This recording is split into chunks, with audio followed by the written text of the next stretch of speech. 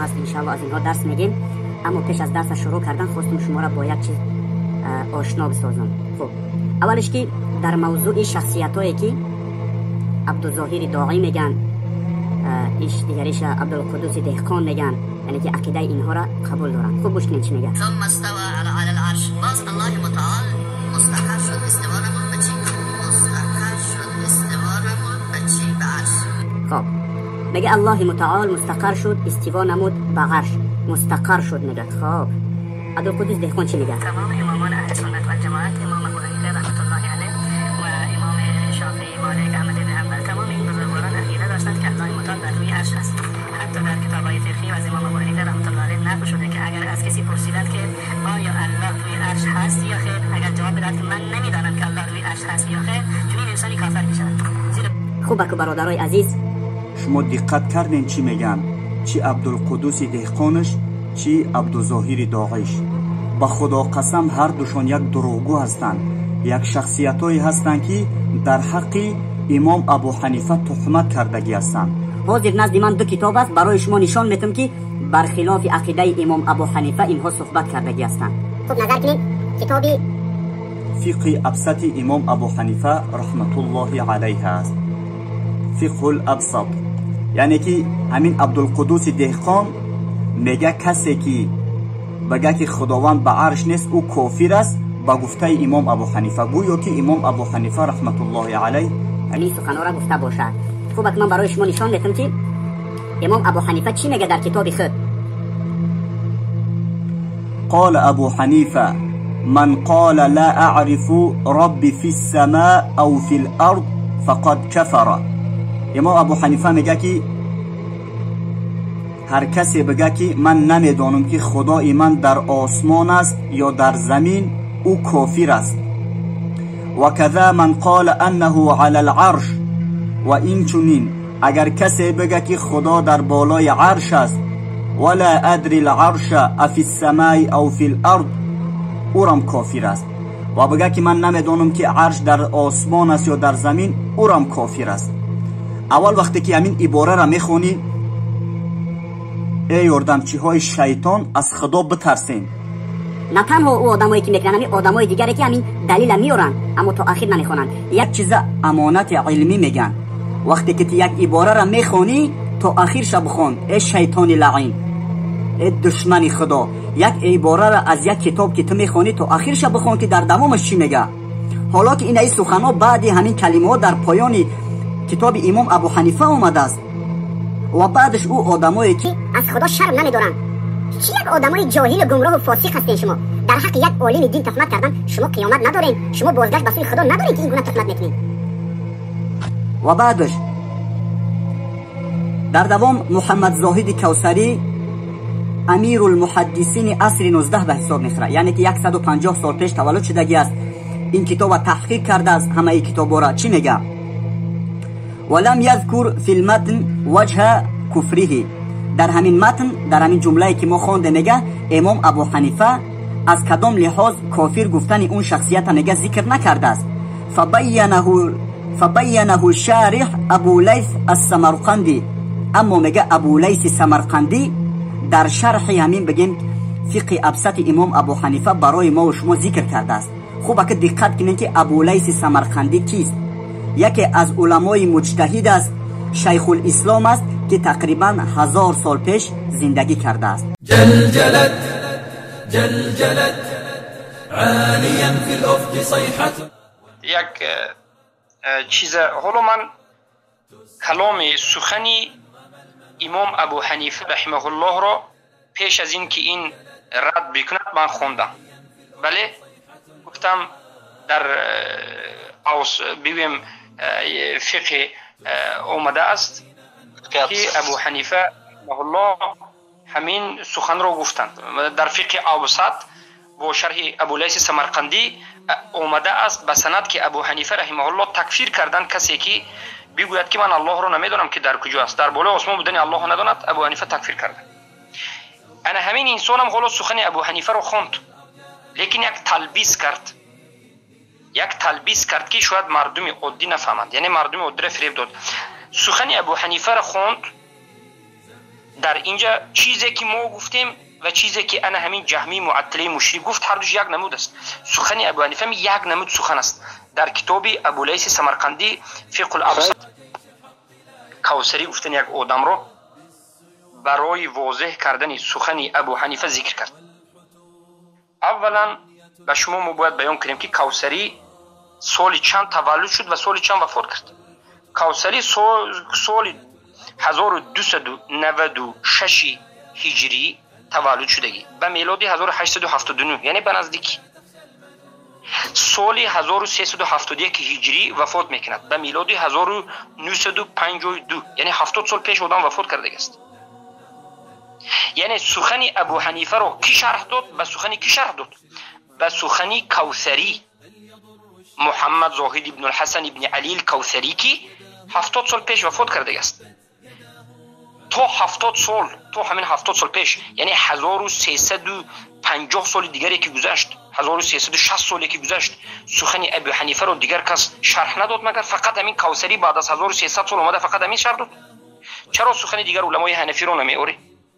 چرا خودی ابو لیث سمرقندی سخن ابو حنیفه رو آوردن و قبول کردن؟ چرا شاگردی ابو حنیفه یعقوب ابن ابراهیم ابو یوسف رو نمیاری که ابو یوسف گفتن که هر کسی که الله در بالای آسمان نگوید کافر است؟ چرا شاگردی ابو حنیفه رو نمیاری؟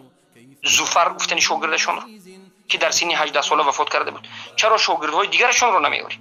چرا دیگر از علمای معروفی حنفی که پیش از این کوثری گمراه 400 500 بگیم قریب 600 سال وفات کرده بود، ابن ابی العز حنفی در کتابی شرح عقیده طحاوی ذکر نمیکنی؟ چرا سخن امام طحاوی رو ذکر نمیکنی که میگه که فهو فوقه، الله در بالای عرش است میگه؟ یعنی ببینید تلبیس و فریب این خوبسو همین است که سخن 1300 ساله علمای در عقب گفته حنفی رو ترک کرد. بعد از این یک عالمی که 400 سال پیش بگیم 400 سال ببخشید 70 سال پیش وفات کرده کوثری، اینا آورد و سخن همینه گرفت و گفت که معنای ابو حنیفه سخنشون این است و آن است.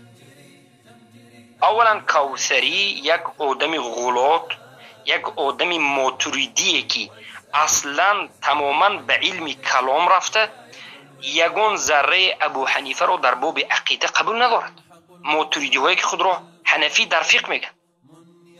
از نظری ابو حنیفه کوثری کافر است، خیلی که از نظری ابو حنیفه ابو منصور ماتوریدی کافر است، یا که از نظری کوثری و از نظری ماتوریدی ابو حنیفه کافر است. ما در این مقارنه کتاب ها نوشتیم، یک کتاب شو هست نظر بکن. مثلا یکی از علمای اهل سنت عبدالرحمن المعلم الیمانی رحمه الله میگد که من میگد فرأیتو الکوثری، کوثری رو نظر کردم، میگد تعدى ما يوافقه عليه أهل العلم من توقير أبي حنيفة وحسن الذب عنه إلى ما لا يرضاه عالم متثبت من المغالطات المضادة لأمانة العلمية. يعني كوثري أمانة علمي نظرت در حق ابو حنیفه غلو کرده، دروغ های زیاد میگوید که یگان نفر از علما به این گفت راضی نیستند. حتی صوفی ها راضی نشدن، حتی خود صوفی ها به کوثری رد زدن. حالا میگوید و من التخلیط فی القواعد، در قواعد اصول دین خیلی آمیخته ها دارد. و الطعن فی ائمه السنه و نقلتها حتى تناول بعض افاضل الصحابه والتابعين والائمه الثلاثه مالكا والشافعي واحمد وأضرابهم وكبار أئمة الحديث وثقات نقلته. ببینید این آدم، این کوثری تعنی به همه امام های اهل سنت و کسایی که سنت پیامبر روایت میکنن زده. حتی تعنیش به امام اهل سنت نه. عبدالرحمن المعلم میگه که حتی میگه علما در یک طرف ایستاد، میگه این تعنیش رسید به بزرگان و از همه افاضل صحابه و تابعین و امام مالک و امام شافعی امام احمد رو مجسمه گفته تکفیر کرده است. انا همین کوثری الله المستعان. مگر امام شافعی شاگرد ابو حنیفه نبودن؟ مگر امام ابو حنیفه شافعی مالک همشون یادگیرشون رحمه الله نمیگفتن؟ خطاگی داشتند ابو حنیفه لیکن همدیگر رحمه الله نمیگفتن. لیکن این کوثری معطله جهمی می آید سه عالمه انکار میکنن، مجسمه میگن، تکفیر میکنن، مجسمه گفته. بسیار علمای اهل حدیث، ائمه اهل حدیث، ثقات، نقل کننده های حدیث رد میکنن و بسیار حدیث های صحیحه و رد لاحادیث صحیحه ثابته و بسیار حدیث های صحیح ثابته که در صحیح بخاری مسلم اومده است انکار میکنن. ببینید والعیب لعقیدة السلف، طعنه میزند به عقیده سلف صالح، همین کوثری سلف صالح طعنه میزند. فاساء في ذلك جدا حتی الى امام ابی حنیفه نفسه، خیلی کارهای بد در این راه میکند، حتی به امام ابو حنیفه طعنه میزند و دروغ میگوید. و همین سخنی که در اینجا کوثری نسبتی سخن ابو حنیفه گفتی دروغ است، باطل است. سخن ابو حنیفه رو 1400 سال همه علما یک فهمیدن، یک علم به نزدیک اومده است. اینها به ما میگن که محمد ابن عبدالوهاب شما 1115 آمد 1206 وفات کرد، این به نزدیک است. آخر این کوثری تو، این معطله، این جهمی تو 1296 بعد از 100 سال ابو حنیفه، بعد از 100 سال وفات محمد ابن عبدالوهاب تولد شد. بعد از 100 سال وفات محمد ابن عبدالوهاب بعد تولد شد. جهمی است. نظر کنید به کتاب طلیعة التنکیل صفحه 17 که عبدالرحمن المعلمی می نویسد.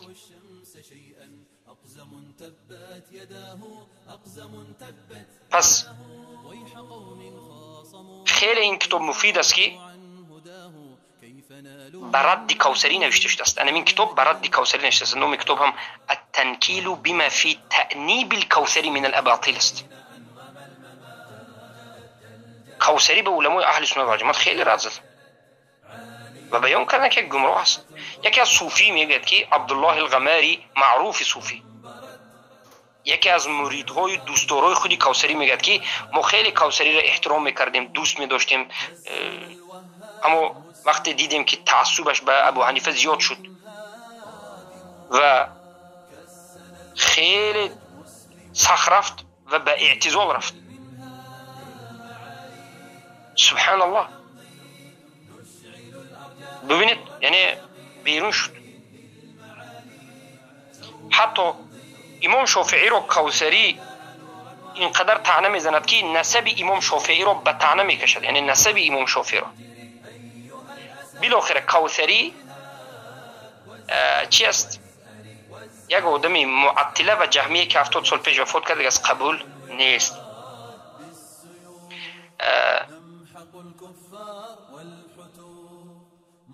مثلا انس ابن مالک رو طعنه میزند. خیلی به یک سخنی دشنام وزمین انس ابن مالک رو طعنه میزند. به خاطر چی میگه؟ انس ابن مالک یک حدیثی رو روایت کرده که با کوثری معقول نیست، برای همین انس ابن مالک رو دشنام میکنه. از همین جهت سخن این چی قبول است؟ یک جاهل است، نمیداند که از کی سخن میکنه. دشنام دهنده صحابه، طعنه زننده صحابه رو میگیرد و میآورد سخن ابو حنیفه رو به همین سخن یعنی شرح میده. الشمس شيئا أقزم تبت يداه، أقزم تبت يداه، عالموه يا عداه.